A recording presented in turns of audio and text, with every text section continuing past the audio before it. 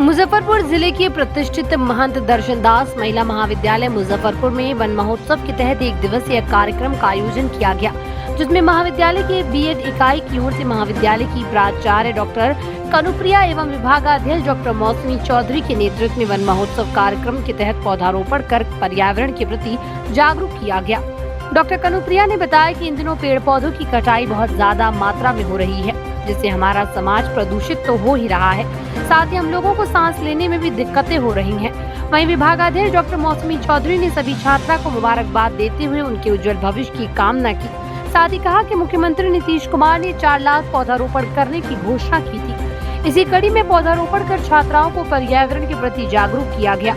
राज्य सरकार का भी आदेश आया हुआ है और नीतीश जी खुद 4 करोड़ से अधिक पौधे लगाने की बात कर रहे हैं विभाग द्वारा, वन एवं पर्यावरण विभाग द्वारा। इन्हीं बातों को ध्यान में रखते हुए सावन का महीना चूँकि कंड्यूसिव महीना होता है, कोई भी बीज भी दिया जाता है वो प्लांट का रूप ले लेता है। अगला 6 महीना भूमि में मॉइस्चर रहेगा। इन्हीं सब बातों को ध्यान में रखते हुए हमारे महाविद्यालय के बीएड विभाग की ओर से वन महोत्सव का आयोजन किया गया है, जिसमें 50 से ऊपर लड़कियों ने बढ़ चढ़कर हिस्सा लिया है।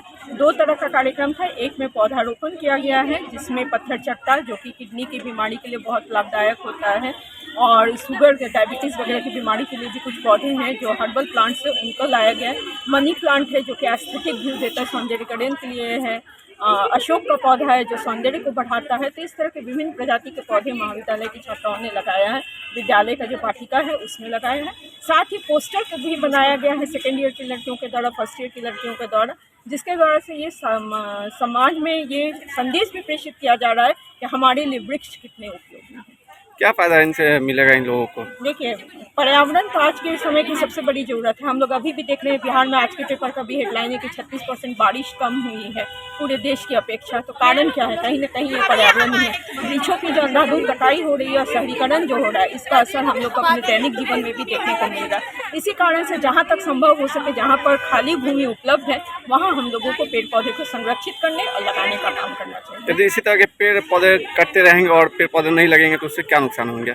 पर्यावरण नुकसान हो जाएगा ना। पेड़ से हमें ऑक्सीजन मिलता, छाया। देखिए, अभी वन महोत्सव के अवसर पर बीएड की छात्राओं ने यह कार्यक्रम आयोजित किया है। जैसे कि हम जानते हैं कि हम लोग महाविद्यालय और बीएड विभाग हमेशा से बच्चों को एक्स्ट्रा करिकुलर एक्टिविटी के लिए भी वो प्रेरित करते रहता है, और जो भी जिस तरह की जो बच्चियों में हम लोग जनसंचार कर सकते हैं, उसके अलावा मैसेज दे सकते हैं, इस तरह के कार्यक्रम होते रहते हैं। आज का जो मकसद है कि पौधों को लगाना और पौधों से हर एक को जोड़ना, क्योंकि आज के समय में हर ज़रूरत है कि हम अपने आप को पौधों से जोड़ें, ताकि उनके आवश्यकता उपयोगिता के बारे में जानें, और जितना अधिक हो पौधों को कटने से रोकें और उनका रोपण करें, ताकि जो हमारे जीवन के लिए उनका ऑक्सीजन, पौधों का होना, ऑक्सीजन का होना, हरावन न सिर्फ हमारे महाविद्यालय में बल्कि हमारा जीवन भी उससे जुड़ा हुआ है। तो इस तरह की बच्चों को शिक्षा मिलनी चाहिए और इस तरह की बातें बच्चों को जाननी चाहिए। बीएड विभाग ने इस तरह के कार्यक्रम को आयोजित किया है। मैंने देखा है कि समय समय पर इस तरह के कार्यक्रम आयोजित होते रहते हैं बीएड विभाग की ओर से, और बहुत ही अच्छी बात है कि छात्राओं ने भी बढ़ चढ़ करके इस मौके में भाग लिया है। करीबन मैं समझती कि 50-60 बच्चियों ने पौधों को भी लाया है और महाविद्यालय को डोनेट किया है, जो कि यहाँ महाविद्यालय परिवार में लगाया जाएगा। जब ये जो पौधे आज छोटे हैं और आगे चल के बड़े होंगे और एक बीएड विभाग की ओर से महाविद्यालय को उपलब्धि होगी, तो बहुत अच्छी बात है। और मैं इसके लिए एचओडी और जो फैकल्टी मेंबर्स हैं। अब मेरा बिहार बदल रहा है और अब मुजफ्फरपुर में महानगर जैसा सर्विस और ऑर्गेनिक वेजिटेबल्स, फ्रूट और डेयरी प्रोडक्ट्स 60 मिनट में मुफ्त होम डिलीवरी पाएं। मुजफ्फरपुर जिले के नगर थाना परिसर में आगामी मुहर्रम पर्व को लेकर एसडीओ पूर्वी ज्ञान प्रकाश की अध्यक्षता में शांति समिति की बैठक आयोजित की गई। बैठक में उपस्थित जनप्रतिनिधियों व समाज सेवियों को संबोधित करते हुए थाना अध्यक्ष ने कहा कि शांतिपूर्ण तरीके से मुहर्रम पर्व मनाने एवं एक स्वस्थ समाज की स्थापना में सभी की भूमिका अहम है। एसडीओ पूर्वी ज्ञान प्रकाश ने बैठक के दौरान बताया कि सभी सदस्यों के साथ बैठक कर रूट मैप निर्धारित किया गया और सदस्यों से अपील की गई कि जल्द से जल्द अपना रूट मैप तैयार कर निर्धारित थाने में जमा करा दे। वहीं इस पूरे मामले पर नगर डीएसपी राघव दयाल ने कहा कि मुहर्रम पर्व को लेकर जिला पुलिस भी अलर्ट मोड पर रहेगी। संवेदनशील जगहों पर मजिस्ट्रेट के साथ साथ भारी पुलिस बल की तैनाती की जाएगी। डीजे पर हर बार की तरह इस बार भी प्रतिबंध रहेगा और सोशल मीडिया पर आपत्तिजनक पोस्ट डालने वालों के खिलाफ सख्त कार्रवाई की जाएगी। बैठक के दौरान नगर थानेदार राम सिंह, सदर थानेदार सत्येंद्र मिश्रा, मिठनपुरा थानेदार श्रीकांत प्रसाद सिन्हा, सिकंदरपुर ओपी प्रभारी देवव्रत कुमार आदि थाने के प्रभारी उपस्थित रहे। हम लोग का श्रावणी मेला चल रहा है, दोनों को लेकर हम लोग आज शांति समिति का बैठक किए हुए हैं और जो भी मुहर्रम के लिए जो जुलूस निकलेगा, लाइसेंस होल्डर भी थे, उन लोगों से सभी से अपील किया गया है कि जितना से जल्द हो सके अपना आवेदन विहित प्रपत्र में दे देने के लिए रूट का वेरिफिकेशन करके और तब उनको हम लोग लाइसेंस को हम लोग प्रोवाइड करेंगे। और अलग से भी सभी थाना को निर्देश दिया गया है कि थाना स्तर पे जो शांति समिति का अपना बैठक कर लेना है और जो भी लाइसेंस होल्डर होंगे पहले से आवेदन प्राप्त होगा, उसका रूट का वेरिफिकेशन भी हम लोग कर लेंगे। और मुख्य उद्देश्य यही है कि हम लोग का जो मुहर्रम देखिए मुहर्रम का त्यौहार होना है, अभी श्रावण का महीना चल रहा है, तो श्रावणी मेला और मुहर्रम का त्यौहार कैसे शांतिपूर्वक मनाया जाए, इसी के लिए शांति समिति की बैठक नगर अनुमंडल मुजफ्फरपुर के क्षेत्र के सभी थानादार और एसडीओ महोदय के नेतृत्व में बैठक आयोजित की गई थी, जिसमें हमारे जिला के शांति समिति के मेंबरान लोग और अखाड़ा जो मुहर्रम जुलूस का अखाड़ा निकालते हैं उसके खलीफा लोगों के साथ बैठक की गई थी।